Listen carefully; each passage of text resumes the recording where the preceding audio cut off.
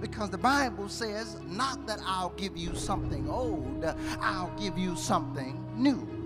It says, I will give you a new spirit and a new heart, and I will remove your heart of stone and give you a heart of flesh. I will put my spirit in you. Here it is. God won't ever give us a used heart and a used spirit, because if he gives us a used heart and a used spirit, there'll always be a longing tendency to go back to what you used to do. You got to have some maturity to shout on this. The reason why I can't go back is because God gave me a new heart and a new spirit, and I can't even see myself going back to what I used to do and what I used to be. I've come too far to turn back. I'm no longer fatally flawed. I'm favored and flawed now. You see, this is why it's important never to forget about your redemption. Because redemption helps you remember the other reality of who you were before you knew God. Can I talk to some real people? Is this mic on? Can you hear me? Because everybody in here was somebody before they were who they are now. So everybody in here has a story. Somebody ought to shout and testify back to me with a wave offering. I'm not what I ought to be, but I'm still redeemed by the blood of the Lamb. I'm bought with a price. I'm kept by his blood. I'm blessed with his grace and blessed with his mercy. I'm redeemed.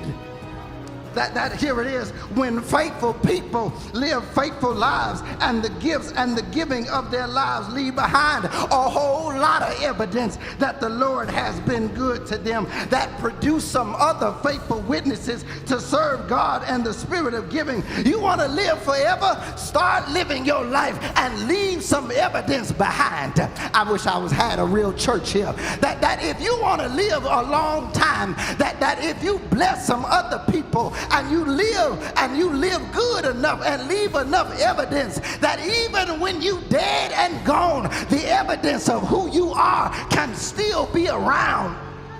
Can anybody testify? I don't care if you say, I'm going to get hot all by myself. The best gifts never stop giving, and they never stop being good. That every time I'm in the presence of it, I wish I had some real people. Every time I think about it, every time I consider the magnitude of it, every time I'm near it, around it, hear it, get close enough to it to touch it and taste of its goodness, I get excited all over again. That's why the Bible says, oh, taste and see that the Lord is.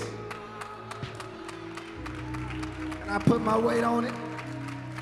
Oh, taste and see that the Lord is good. Blessed is the one who put their trust in him. I suppose that my real argument is that God is the greatest gift giver, and Jesus is the greatest gift we've ever received. All I'm trying to get you to see is that the gift we received in Jesus Christ was no ordinary gift. And it bothers me sometimes to see the people of God come into the house of God and experience Jesus and forget the fact that none of us deserved him, but all of us benefited from what he did.